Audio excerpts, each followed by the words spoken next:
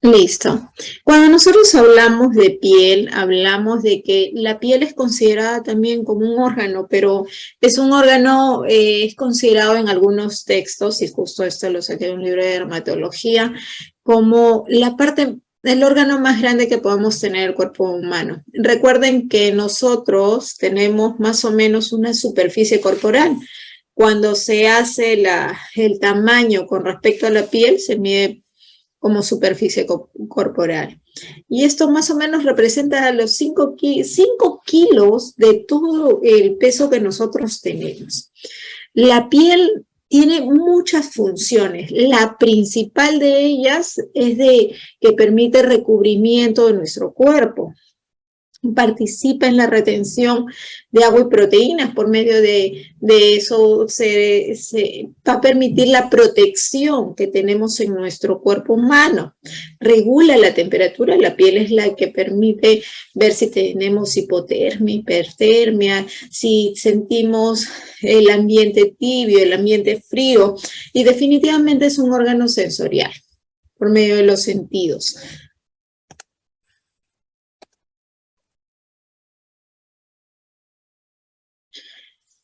Cuando nosotros vamos a detallar dentro de la anamnesis que vamos a hacer para la evaluación, nosotros hay cosas muy específicas que vamos a ver dentro de la anamnesis. Primero es la observación o la inspección y la segunda es la palpación. ¿Qué vamos a hacer en la observación nosotros? Vamos a observar la superficie cutánea, la superficie de la piel. No, cuando hablamos de piel, no solamente vamos a hablar del recubrimiento que tenemos en las manos, en los miembros superiores e inferiores, sino también vamos a ver las mucosas y también tenemos que ver las faneras cuando hacemos la inspección. Vemos la parte externa de nuestro cuerpo.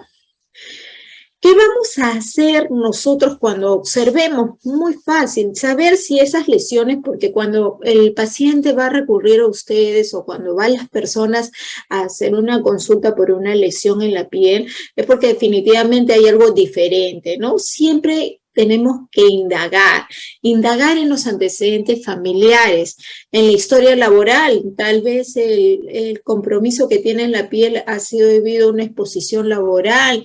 Tal vez la persona ha estado trabajando con algún tipo de sustancia química o ha sido por una exposición, una historia sexual. Es muy importante preguntarlo si hay antecedentes dentro de la familia. Por ejemplo, la neurofibromatosis, como verán en esta imagen.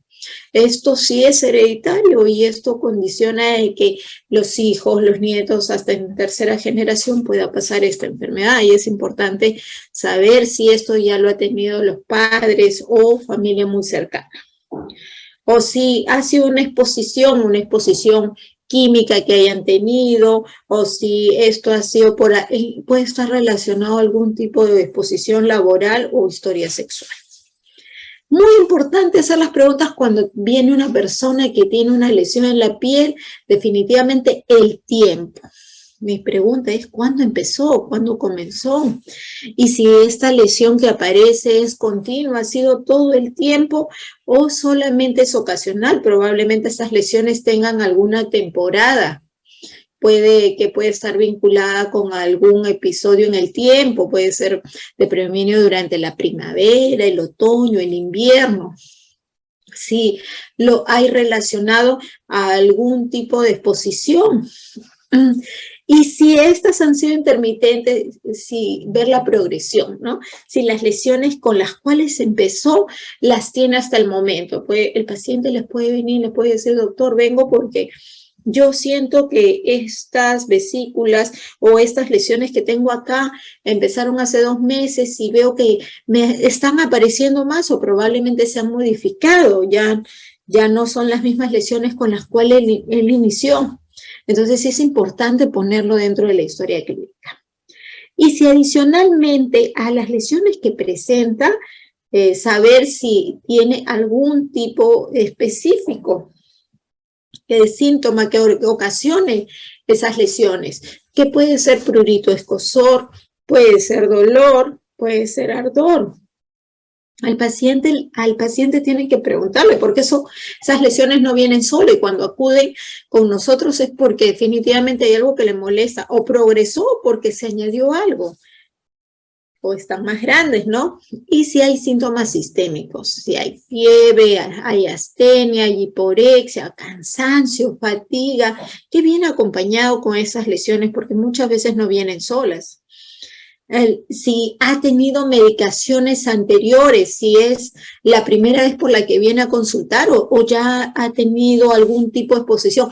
Ahora es muy frecuente que la gente se automedique, y para eso nos ayudan mucho los farmacéuticos, o mejor dicho, el personal que atiende en la farmacia, porque solamente va, les observa, y con tal de vender muchas veces algún producto, dan tratamiento, y un tratamiento que probablemente no sea el indicado para el tipo de lesiones, ¿no? Y más si la persona es alérgica a algún tipo de medicación, exacerba más, y cuando el paciente probablemente ya pasó por la tía que le dijo échate algún tipo de cosa, la vecina, el farmacéutico, y no pudieron dar solución del problema, recién acuden con nosotros. Entonces sí es importante ver en la historia del tiempo si esa lesión que ha tenido ha sido modificada o ha sido intervenida. Al decirle si ha sido intervenida, es si el paciente acudió a otros tipos de personas, y si se colocó previo a que viniera con nosotros, si se modificó esa lesión inicial. Definitivamente en la inspección, como les dije, acá en la piel ven inspección y palpación. En la inspección, la topografía. Primero la localización, ¿dónde está? Si está en el miembro superior, tronco, cuello, rostro, miembros inferiores, ¿dónde está? Si es simétrica, si por ejemplo yo tengo una lesión que me aparece en la muñeca derecha, también la tengo de manera bilateral, o si tiene algún tipo de exposición que puede presentar el paciente, ¿no? Y como les dije al inicio, el tiempo y la evolución sí es importante. Pero cuando ustedes describen características, la topografía, localización, ¿no? La distribución que tiene, si es unitaria, si es agrupada, si es lineal, confluyente, si es herpetiforme, si es global, qué áreas son las que comprometen, y qué. El tamaño es importante, la forma de distribución que tienen, centrípeta, lineal, longitudinal, cómo es que se agrupa esa lesión. Pueden ser unitarias o pueden ser agrupadas. Las formas pueden ser redondeadas, ovaladas, circinadas, sésiles o pediculadas, algunas lesiones que vamos a irlas describiendo. El tamaño. Recuerden que cuando son redondeadas o circunscritas, se da el tamaño por diámetro. Y si este es lineal, puede ser por milímetros o pueden ser por centímetros. Va a depender mucho de la forma de la lesión. Y también describirla. En la inspección solamente vamos a ver el tamaño, pero la palpación es la que nos va a proporcionar la profundidad. Ahí yo voy a saber si es profunda, si está adherido a planos superficiales, probablemente es mucho más profunda y no solo son planos superficiales, sino coge ya tejido graso o es en forma de una tumoración. La extensión, por eso siempre pidan la cronología del tiempo, cómo lo inició y cómo llega a nosotros, con qué tiempo. Y definitivamente en el camino que fue colocándose, que esa lesión probablemente no mejoró. Y si está fijado a otras estructuras, ¿no? Por ejemplo, en abdomen, si es una que es propia de planos superficiales o está adherida a partes de peritoneo, de vísceras, ¿no? Y las lesiones que pueden comprometer también al tejido celular subcutáneo. Dentro de ellas, nosotros, ¿qué vamos a ver, por ejemplo, en la inspección? La coloración que podemos tener, la mayoría somos de raza mestiza, podemos tener una coloración entre rosado, una coloración propia de nuestra raza, que es un color un poco cromático, un color más entre bronceado, del tipo de color que somos la mayoría.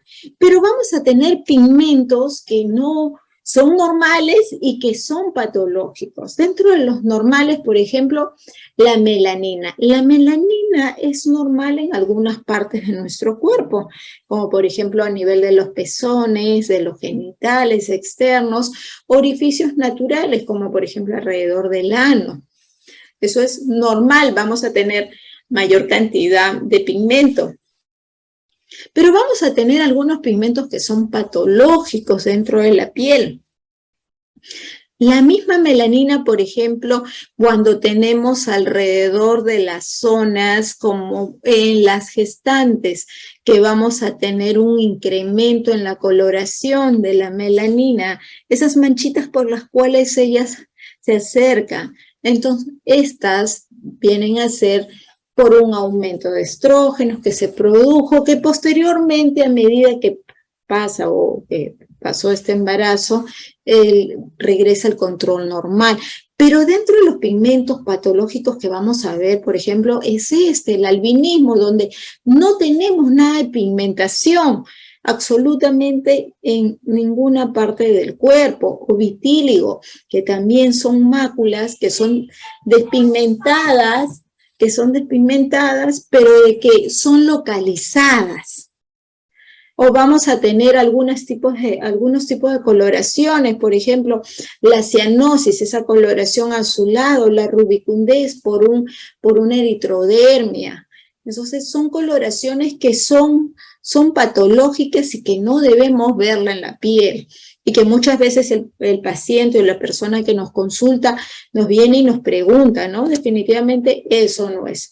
Otros pigmentos que aparecen, por ejemplo, es la ictericia, que se produce porque tenemos aumento en la bilirrubina. Y ojo, cuando hablamos de bilirrubina, hablamos tanto de la indirecta como de la directa. Predominantemente parece que esas coloraciones muy amarillas son predominan en la bilirrubina directa, que cuando ya pasan de los 2 miligramos, porque lo normal es esas 2 miligramos, ya va a dar una coloración amarilla. Y eso se va a ir notando primero a nivel de las escleras y por debajo del paladar. Bueno, en el paladar nosotros nos vamos a dar cuenta de esa pigmentación. Son las zonas donde este tinte ictérico va a coger más rápido. Y a medida que vaya aumentando los valores de la bilirrubina, va a coger la piel definitivamente. Pero en las mucosas y en las escleras coge primero esa coloración. Los carotenos. Los carotenos dan una coloración amarilla definitivamente. El hecho de comer mucha calabaza, zapallo o el jugo, inclusive hasta la zanahoria en gran cantidad, es lo que va a permitir dar la coloración. ¿Y cómo lo diferenciamos en la ictericia? Porque en los carotenos, ese color amarillo se va a dar en las palmas y en las plantas, más no en las escleras. Vamos a ver muchas veces una coloración amarilla y en la piel. Las palmas y plantas, eso es por hipercarotinemia. En cambio, la ictericia no se da en las palmas ni tampoco en las plantas, excepto que ya lleguen a valores de 14, 15, y aún así el tinte en las palmas no son muy predominantes, se van a dar primero a nivel de las escleras y las mucosas. Es la diferencia que van a tener palmas y plantas, hipercarotinemia, y no van a tener en las escleras. Características que van a tener propias de la piel. Por ejemplo, vamos a ver la humedad. Y la humedad se va a dar por la hidratación que va a tener la piel. Todos tenemos humedad en la piel y esta humedad va a depender mucho, por ejemplo, del calor ambiental, del calor corporal. Por ejemplo, en los pacientes hipotiroideos la humedad disminuye. En los hipotiroideos la piel se vuelve más seca, a pesar de que se puedan echar cremas, pero esto ya viene a ser por una falla a nivel de las hormonas tiroideas, donde va a permitir que esta humedad no sea tan efectiva como en un paciente que no tiene esta alteración. Esas dependen propias de las glándulas sudoríparas y también vamos a verla cuando tenemos algún tipo, en los casos de deshidrataciones severas, vamos a ver alteración en la humedad, donde vamos a ver las mucosas, que son las que predominan cuando la humedad está muy disminuida. En la autooxidación es la condición oleosa. ¿Y por qué oleosa? Depende de las glándulas sebáceas. Muchas veces, por ejemplo, vamos a ver una untuosidad en el rostro, sobre todo en la zona T, donde hay mayor cantidad de grasa por las glándulas sebáceas. Vamos a ver una untuosidad como si nuestra cara estuviera un poco grasosa.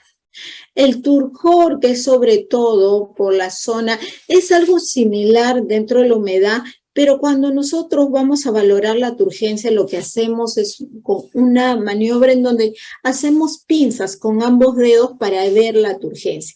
Y en la turgencia nosotros cogemos parte de la piel y parte muscular y vamos a definir definitivamente si estas forman un pliegue. Si mi piel está hidratada y la turgencia, esa sensación de humedad que yo voy a tener con la continuidad de la piel muscular, permite que sea fácil de tocar, no siento una piel seca, no siento que esta piel sea muy tirante. Esto estamos hablando de una turgencia adecuada. Y solamente lo hacemos con esta maniobra, con la pinza. Vamos a sentir que es muy rápida y retráctil para regresar. En cambio, por ejemplo, cuando tenemos pacientes que están muy deshidratados, el famoso signo del pliegue en el abdomen nos ayuda mucho y significa que la turgencia está disminuida o ausente porque el paciente está muy deshidratado. Tiene mucho que ver con el tema de la hidratación. En cambio, dentro de la humedad, las glándulas sudoríparas son sobre todo los que nos da la humedad.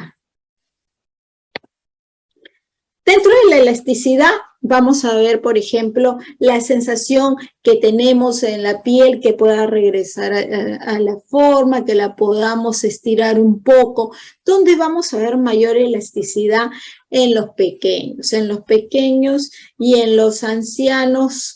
Ya cuando la piel se vuelve tirante, se vuelve muy flácida, o es muy delicada la piel del anciano, vamos a ver que hay elasticidad. Sobre todo, mucho más en adultos mayores que tienen esa fragilidad dentro de la piel, vamos a ver que es muy elástica, hasta sentimos que la piel se separa del tejido celular.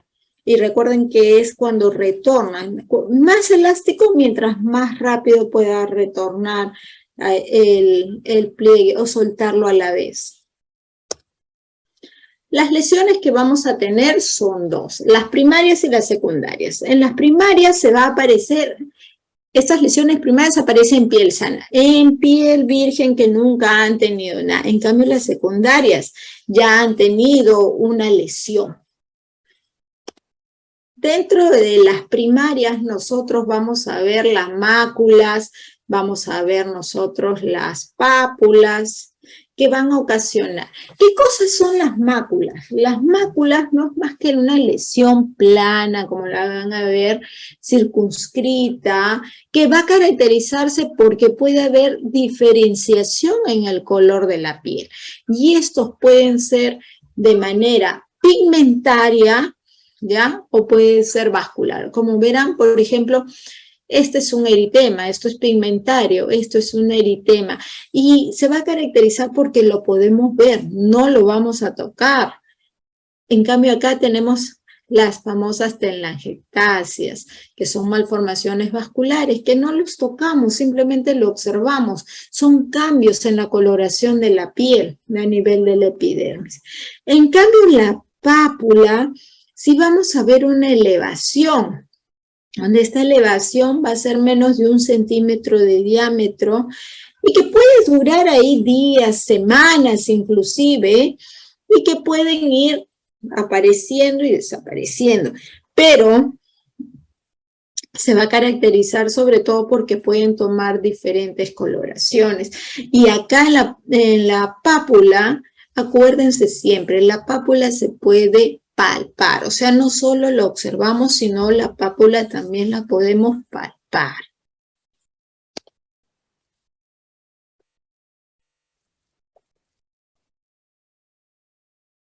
Otra de las lesiones primarias que van a ver van a ser las vesículas. Y las vesículas van a caracterizar porque, a diferencia de las pápulas, estas van a tener un contenido que puede ser ceroso, por ejemplo, y el tamaño es menos de 0.5. Pueden ser inclusive confluyentes, y estas se van a caracterizar porque tienen contenido, estas pequeñas vesículas tienen un contenido, pueden ser pruriginosas, como el caso del herpes simple, o pueden ser también coger en un dermatoma, como el herpes zóster, ¿no? A diferencia de la ampolla, que sí también tiene un contenido, pero este es mayor el tamaño, o sea, la diferencia entre vesícula y ampolla es el tamaño, sobre todo porque puede tener también un contenido ceroso, ¿ya? Pero el tamaño es mucho mayor y por lo general estas llegan a ser solitarias, unitarias. Las vesículas muchas veces son confluyentes. Las ampollas, en cambio, son de un diámetro mayor. Las placas se van a caracterizar porque se pueden observar y también se pueden palpar. Llegan a formar o a hacer una elevación sólida. Las palpo y yo siento, pero estas placas se van a caracterizar porque son confluyentes. ¿Y por qué? Primero, el espesor son más de 0.5. Y por lo general cogen áreas mayores, superficies mayores. Van a encontrar que muchas de ellas, por ejemplo, pueden desaparecer sin dejar cicatrices, como por ejemplo la psoriasis, que con el tratamiento tienden a desaparecer y luego con eventos posteriores como el estrés, por ejemplo, se reinician y nuevamente forman esas placas. Son sólidas, se puede palpar y coge la epidermis, parte de la dermis. Dentro de la vegetación, nosotros vamos a ver que sobre todo coge a nivel de las papilas dérmicas. Estas, a diferencia de las placas, estas se proyectan por encima de la piel. No tienen una forma definida. Como verán aquí, pueden presentarse, son chicas, son de diferentes tamaños. También confluyen, pero estas están por encima. En cambio, a diferencia de la placa coge la zona de la piel, coge la parte superficial y es más extensa. En cambio, estas no. Estas son por encima de la piel, son proyecciones que se dan de diferente tamaño. Como por ejemplo, estos son condilomas a nivel de la región anal, son vegetaciones, son crecimientos por fuera, muchos son como si estuvieran pediculados, se van cogiéndose y son móviles inclusive algunos de ellos. Otra de las lesiones primarias, vamos a verlo en el nódulo. El nódulo se va a caracterizar porque lo puedo palpar mejor de lo que lo puedo ver.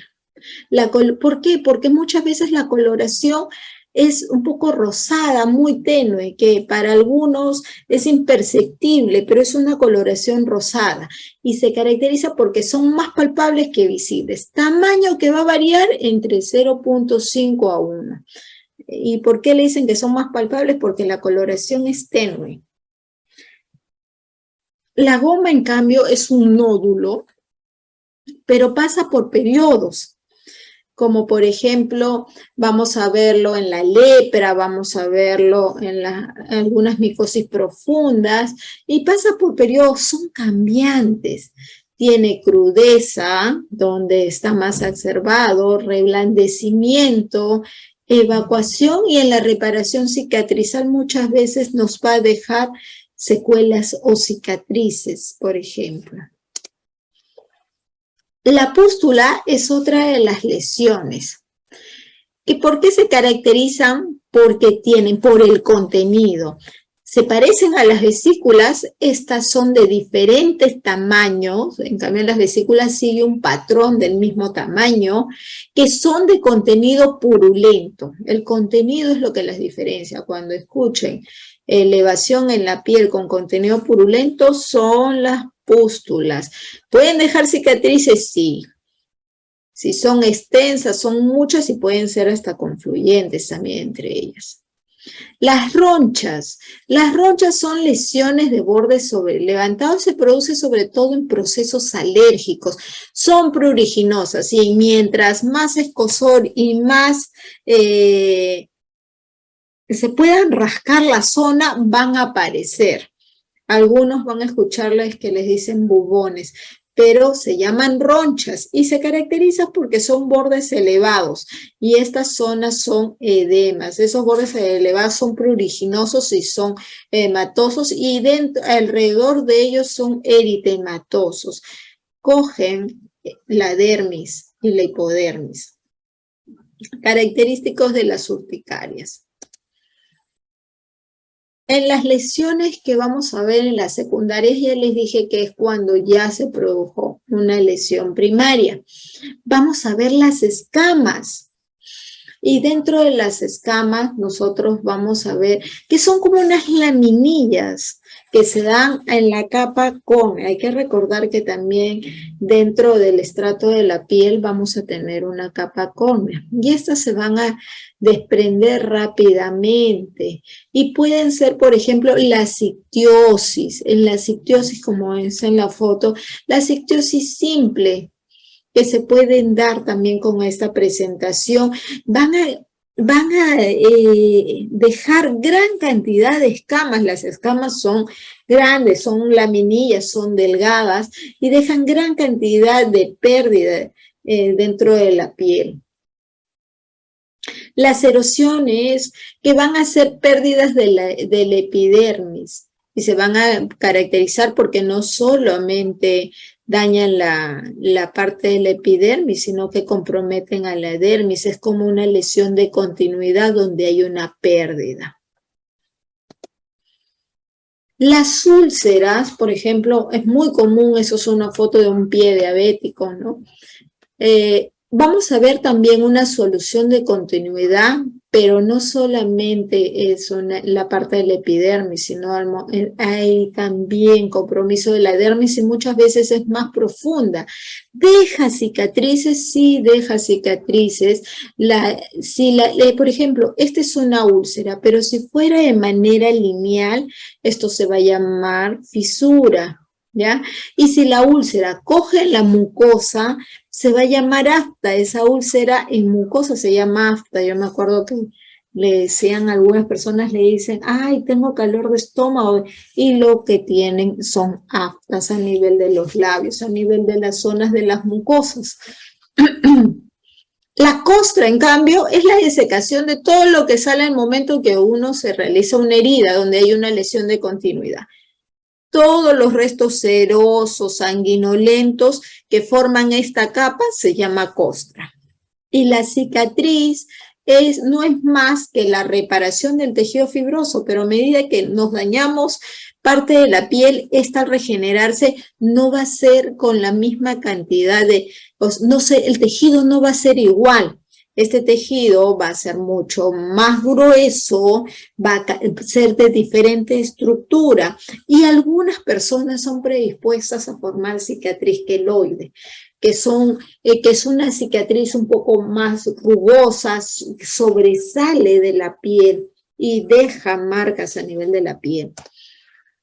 La liquenificación es sobre todo el engrosamiento a nivel de la piel. Muchos de los pacientes obesos, por ejemplo, y sobre todo cuando es en la etapa del verano, que se produce porque dentro de ellos ocasiona, todos estos pliegues se juntan y ocasionan una especie de prurito porque se acumula todo el sudor. El paciente se va rascando, rascando, rascando y forma una lesión de liquenificación, que eso es como la piel más engrosada y sobre todo a nivel de los pliegues. Esto se produce mucho en los pacientes obesos. Hablemos ahora de faneras. Importante, pelo y uñas. El pelo es una invaginación a nivel del epidermis y vamos a ver diferentes tipos. Hay, por ejemplo, el pelo puede ser largo, liso, suave, puede ser rígido, puede estar... Ahora, estos pelos rígidos o duros vamos a encontrarlo a nivel de las pestañas, las cejas, los orificios nasales, los conductos auditivos, más en los varones. El vello lanugo es el pelo del feto que vamos a ver. Ahora, el pelo consta sobre todo de una parte libre, que es la que nosotros observamos, ¿ya? Y una no visible, que es la raíz o el bulbo piloso.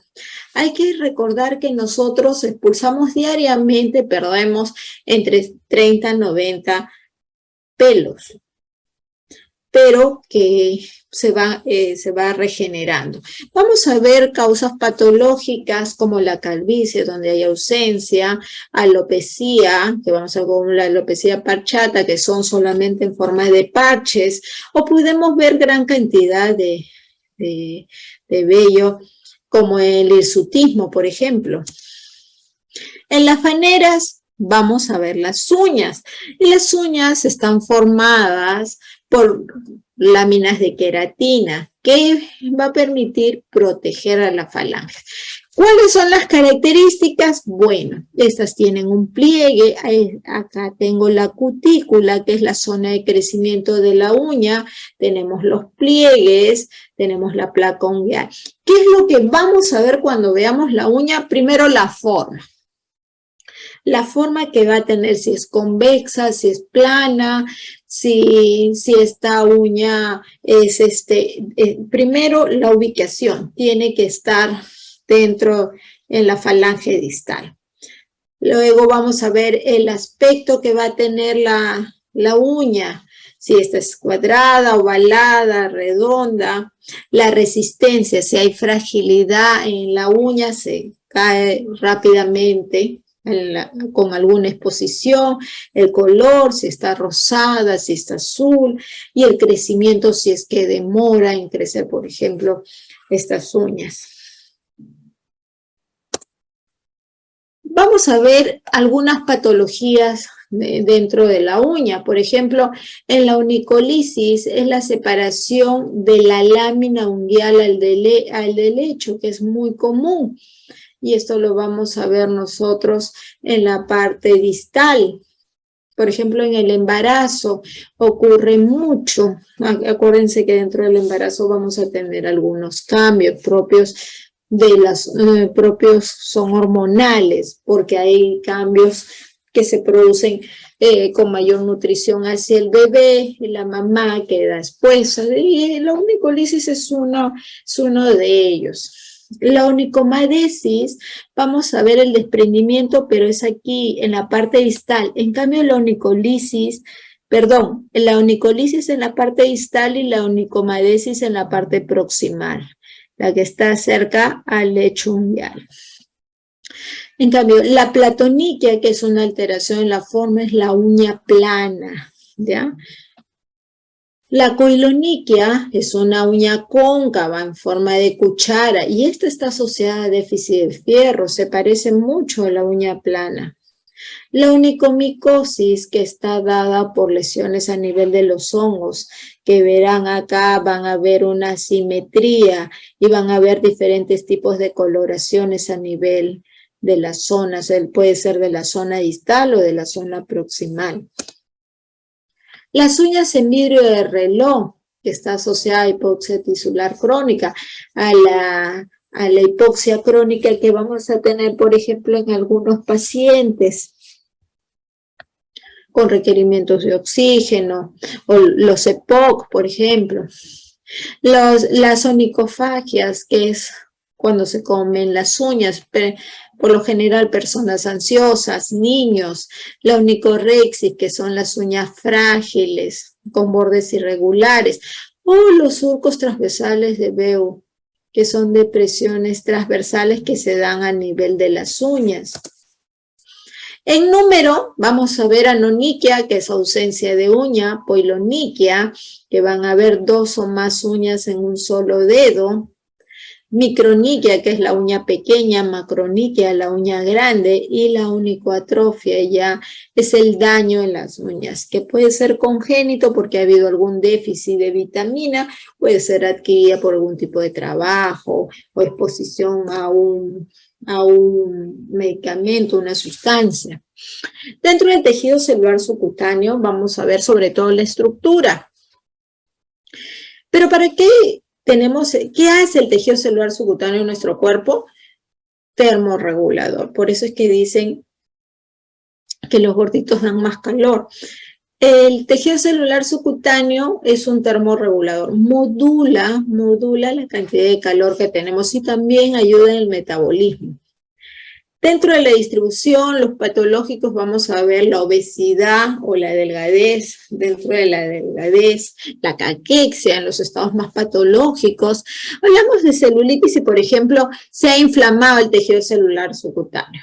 El flemón, una celulitis más localizada. Los abscesos, una colección que es líquida. Eritema nodoso, como lo vimos hace un momento, como la paniculitis sectal, enfisema subcutáneo, el ingreso de aire al tejido celular subcutáneo, o edema, que puede aumento de líquido del extracelular a la zona, donde va a formar un aumento de volumen a nivel de los miembros, sobre todo los miembros inferiores. Puede ser también los párpados. Hablemos de la mama. En la mama vamos a ver que es un tejido glandular y fibroso, que además tiene grasa subcutánea. O sea, la mama no es un tejido grasoso, hay un tejido glandular y también fibroso, que a medida que va pasando el tiempo, esto se va a volver fibroso. Pero dentro de su estructura vamos a encontrar conductos galactóforos, como los vemos acá, los lóbulos. Y todos estos desembocan en el pezón. En algunas mujeres van a tener más grasa, pero por lo general el tejido glandular es lo que vamos a tener todas nosotras las mujeres. Como les decía, con la edad se va atrofiando y se vuelve fibroso y tejido grasoso. ¿Qué vamos a ver en la mama? Primero, la historia familiar. Estos son los 4 estadios por los cuales pasa una mujer para llegar a una mama ya evolucionada, una mama adulta, ¿no? Una mama preadolescente infantil. Acá vemos un brote mamario, ya hay una elevación de la mama, ya la presencia de areola y pezón, y acá el areola y pezón se distingue ya como una elevación en el contorno de una mujer adulta, ¿no? Pero dentro de la mama que vamos a ver historiales de cánceres, vamos a preguntar, vamos a ver si hemos tenido patologías benignas, los famosos fibroadenomas mamarios, si hay exposición a radiación, probablemente es una persona que trabaja con algún tipo de radiación, historia ginecológica. La edad es importante, la menarquía, qué edad fue su primera menstruación, su patrón menstrual, si menstrua cada 28 días, los días de menstruación, cuántos hijos ha tenido, si ya ingresó a la menopausia, si utilizó anticonceptivos orales por la presencia de estrógenos que muchas veces alimenta algún tipo de cáncer. Y cuando vemos nosotros la evaluación, nosotros hay que acordarnos que la línea mamaria va desde la zona axilar hasta un poco antes del ombligo. Toda esta zona podemos encontrar pezones accesorios, ojo, y algunas pacientes que cuando salen embarazadas, inclusive por estos pezones accesorios, ha habido un poco de secreción láctea. Cuando nosotros revisamos, y porque también en toda esta zona está la cadena ganglionar, que cuando pasa que tenemos alguna tumoración mamaria, estas cadenas ganglionar se van inflamando. Es por eso que cuando hay un cáncer mamario, no solo se extirpa la zona del tumor, sino las cadenas ganglionares que comprometen esa zona. Vamos a ver por encima los cuadrantes superiores, que son tanto el externo como el interno, y los cuadrantes inferiores de la misma manera, externo e interno. Y la revisión de la mama lo hacemos desde la axila. ¿Y cómo la hacemos? Nosotros podemos hacernos las mujeres un autoexamen, o también podemos dirigirnos al ginecólogo para que nos haga el examen. Esto se hace sentada mirando frente al espejo con la mano detrás de la cabeza. O podemos hacerla echadas también, igual con las manos, la mama que vamos a revisarnos. Colocamos la mano detrás de la cabeza y observamos, nos palpamos con la mano contraria desde la zona axilar hasta por debajo del pezón en línea hacia la región umbilical. Nos vamos viendo, siempre revisen axila, también vean el pezón para saber si hay secreción. Y si hay secreción achocolatada, hay eversión del pezón, hay dolor, palpación del tumor, ustedes tienen que señalar. ¿Cómo lo señalamos? Vamos viendo en horarios de reloj, donde nosotros vamos para ser precisos. Si, por ejemplo, yo encontrara una tumoración aquí, en el cuadrante superior derecho externo, yo voy a señalar en horarios del reloj.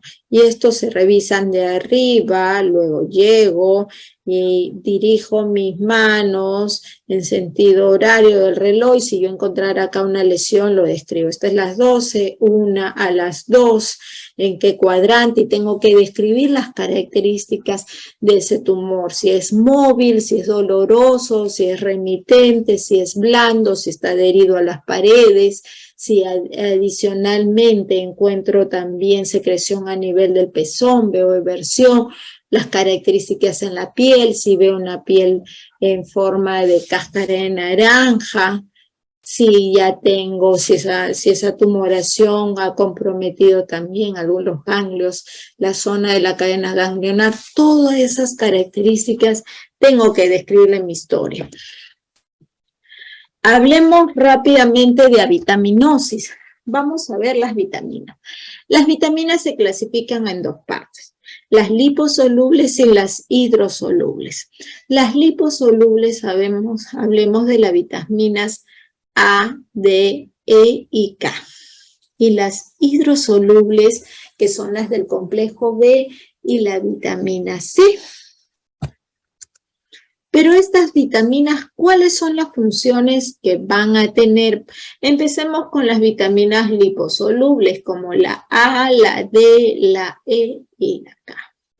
La vitamina A, la función principal que tiene, esta es antioxidante. Permite que al ser antioxidante pueda generar pueda generar a nivel de todo el ciclo celular a que éstas puedan llevar mejor un metabolismo. Permite también un aumento de fibroblastos y mejora la inmunidad celular.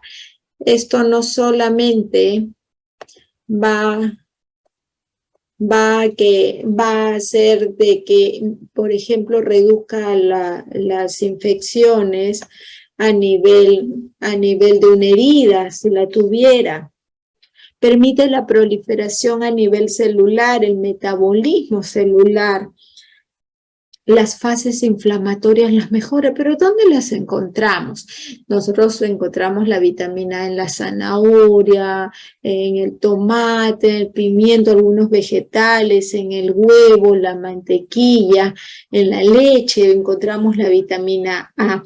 Pero ¿qué pasa si, por ejemplo, yo no tengo una disminución, un déficit considerable de vitamina A?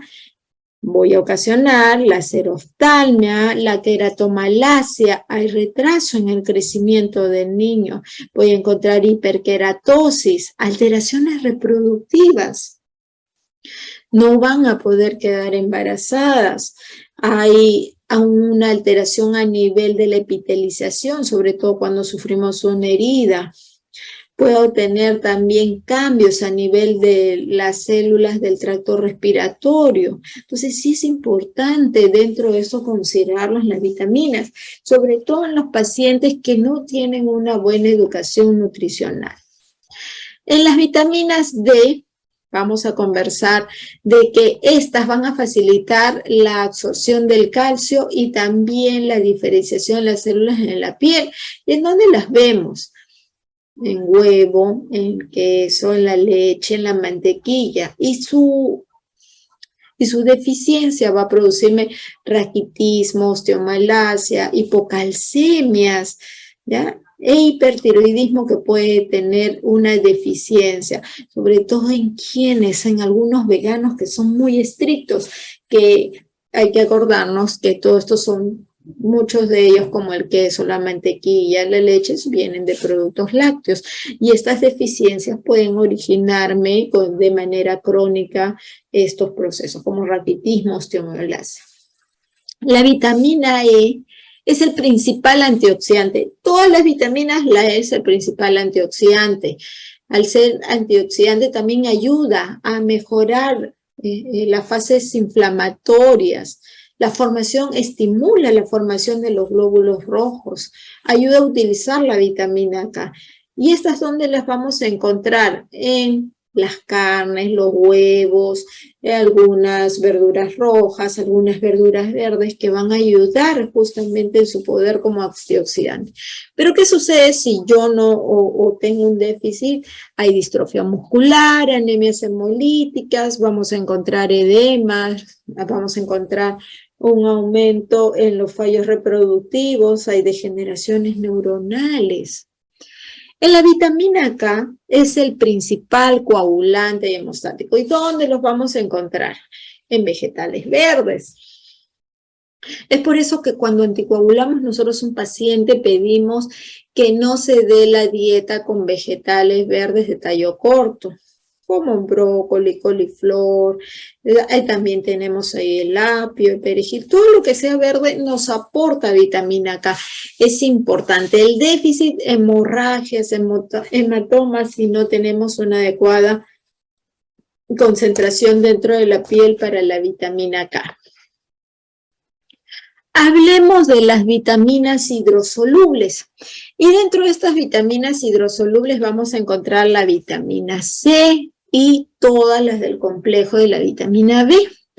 En la vitamina C, que tenemos principalmente al ácido ascórbico, vamos a encontrarlo. Si se dan cuenta, la mayoría de las vitaminas son antioxidantes y estas van a ayudar para la formación, especialmente de la vitamina C, el colágeno, la absorción del hierro. Por eso es que cuando se dice que cuando tenemos anemia, indicamos nosotros algún tratamiento con hierro, va a ser ayudado por la vitamina C porque favorece su absorción. Y es inmunoestimulante. ¿Qué sucede si tenemos un déficit? Tenemos retraso en la cicatrización, hay licencias de heridas, tenemos gingivitis, escorbutos, vamos a tener una piel áspera, reseca, descamativa. Cuando iniciamos ya con las vitaminas del complejo B, como la tiamina, la riboflavina, la niacina y el ácido pantotenoico, vamos a ver dentro de ellas características. ¿Cuál es la característica que tienen en común y por qué el complejo B? Porque son cofactores o coenzimas, es decir, que ayudan en los procesos. ¿De qué manera? Casi todas están implicadas en la curación de las heridas. Y estas tienen importante función dentro del sistema inmune, sobre todo porque ayudan a combatir los procesos infecciosos y en la síntesis y proteínas del ADN dentro de las células. Pero, por ejemplo, en la tiamina, si yo no tuviera una concentración adecuada de tiamina, el principal síndrome, el síndrome de Wernicke. El síndrome de Wernicke es un proceso neurológico que va a ocasionar, justamente es ocasionado por este déficit de B1 que algunas enfermedades pueden condicionar. El beriberi, el paciente va a estar fatigado, presenta ataxia, hay dificultad en la caminata, camina como patito, hay deterioro neurológico. En el caso de la vitamina B2 vamos a encontrar lesiones bucales, vamos a encontrar anemia, las dermatitis, las queratocitis, las queilosis, que son esas lesiones angulares a nivel de las comisuras de la boca. Vamos a ver en las vitaminas B3 o deficiencias, vamos a ver las dermatitis, vamos a ver las demencias, vamos a ver algunos trastornos digestivos. En cambio, en la vitamina B5 nosotros vamos a ver, por ejemplo, el déficit de ellos puede producirnos diarrea, puede producirnos retención de agua, algunos edemas, justamente por la falta de este complejo. Ahora, nuevamente repetirles que actúan como cofactores y coenzimas, ayudan dentro de la replicación, son potentes antiinflamatorios, ayudan con las formaciones de colágeno. La vitamina B6 ayuda, todos son cofactores, pero su déficit puede producir dermatitis, glositis, irritabilidad, depresión inclusive. El déficit de la vitamina B7 puede producirme, que es la biotina, puede producirme anorexia, depresión mental, alopecia, dermatitis, aumento del colesterol. El déficit de la vitamina B9 puede producirme diarrea, hay glositis, hay hipertrofias, puede haber retrasos en el crecimiento, es por eso que el ácido fólico es muy usado. Y la vitamina B12 sobre todo la tenemos en la anemia megaloblástica o en las anemias perniciosas, puede ocasionarme glositis también o estomatitis como vemos en esta figura. Hay también alteraciones, hay polineuropatías y puede haber inclusive hasta ataxias, esas caminatas donde vamos a ver que el paciente no tiene estabilidad porque tenemos una alteración justamente a nivel de los cordones axonales. Entonces, en conclusión, estos pacientes que van a este proceso de avitaminosis condiciona a que puedan tener muchas deficiencias, sobre todo a nivel del complejo. El complejo son cofactores que van a ayudar para los procesos inmunológicos y esto va a permitir a que el paciente pueda mejorar a nivel del sistema inmunológico.